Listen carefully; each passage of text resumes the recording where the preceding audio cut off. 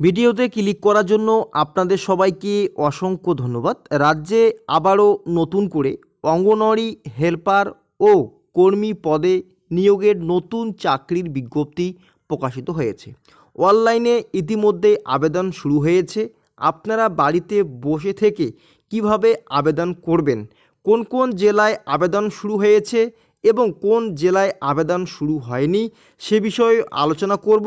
এবং এখানে আবেদন করার জন্য শিক্ষাগত যোগ্যতা কী লাগবে, বয়স কী রয়েছে, বেতন পরিকাঠামো কী থাকবে এবং কিভাবে অনলাইনে আজকের এই ফর্মটা আপনারা সাবমিট করবে।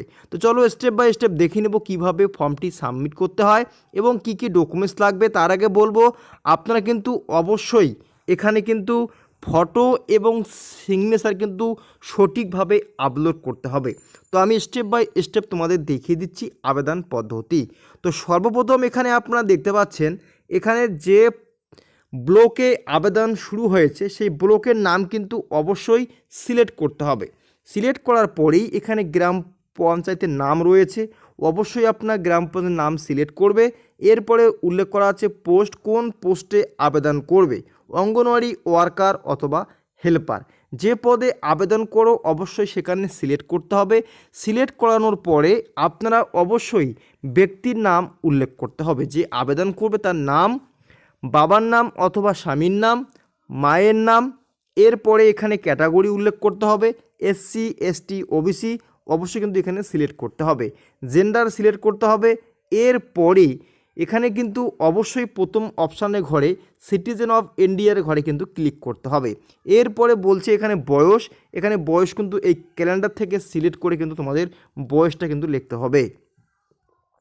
এরপরে হচ্ছে তোমাদের অটোমেটিক তোমাদের সব কিছু বয়স কিন্তু সেখানে নিচে চলে আসবে, আপনারা অবশ্যই সেখানে সিলেক্ট করবে।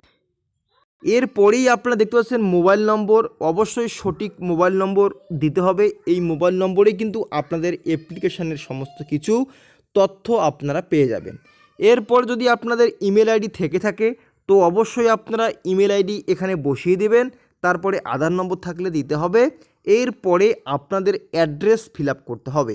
এখানে অবশ্যই অ্যাড্রেসে প্রথমে তোমাদের জেলার নাম, এরপরে block, post office, police station, district, state, pin number উল্লেখ করা হয়ে গেল।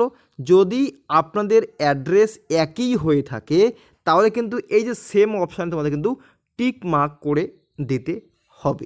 আশা করি বোঝা গিয়েছে। এরপরেই আমরা নিচে আসব। নিচে আসানোর পরে এখানে কিন্তু আপনারা দেখতে পাচ্ছেন এডুকেশান কোয়ালিফিকেশান। এডুকেশান কোয়ালিফিকেশানটা কিন্তু আপনারা সঠিকভাবে ফিল আপ করতে হবে। এখানে বলছে উচ্চ মাধ্যমিক পাস থেকে শুরু। যদি কোনো চাকরি প্রার্থী উচ্চ মাধ্যমিক পাস করে থাকে তাহলে কিন্তু আবেদন করতে পারবে।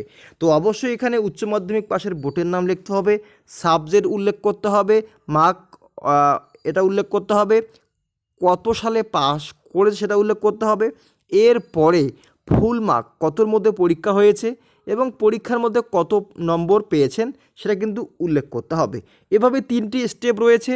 যদি আপনারা প্রথম স্টেপ দেন বা যারা উচ্চ মাধ্যমিক করেছেন শুধুমাত্র তারা শুধু প্রথম ঘরটাই ফিল আপ করবে, বাকি ডিগ্রি থাকলে নিচের ঘরগুলি অবশ্যই পূরণ করবে, না হলে নেই। এরপরে চলে আসলাম ফটো এবং সিগনেচার। এটা কিন্তু একটু খুব গুরুত্বপূর্ণ জিনিস। এই যে আপনারা দেখতে পাচ্ছেন এখানে কিন্তু আপলোড ফটো সাইজ কত বলছে, এখানে 10 থেকে 50। এখানে কিন্তু এই যে এখানে হাইট এবং এখানে যে তোমাদের সাইজটা রয়েছে এই সাইজে কিন্তু তোমাদের কিন্তু ফটো আপলোড করতে হবে। সিগনেচার 10 থেকে 20 কেবি লাগবে। এইভাবে কিন্তু আপনারা আপলোড করবে। আপলোড হয়ে গেলে এখানে ডিক্লারেশনে ক্লিক করব। ডিক্লারেশনে ক্লিক করার পরে এখানে যে ক্যাপচারটা আপনারা দেখতে পাচ্ছেন এই ক্যাপচারটা দেখে এই ঘরে বসানোর পরে সাবমিটে ক্লিক করলে আমাদের কিন্তু আবেদন কমপ্লিট হয়ে যাবে। কিন্তু তারপরে কিন্তু আপনারা অ্যাপ্লিকেশন ফর্মটা ডাউনলোড করতে পারবে এবং আপনারা অবশ্যই মনোযোগ সহকারে ফর্মটি ফিল আপ করবে।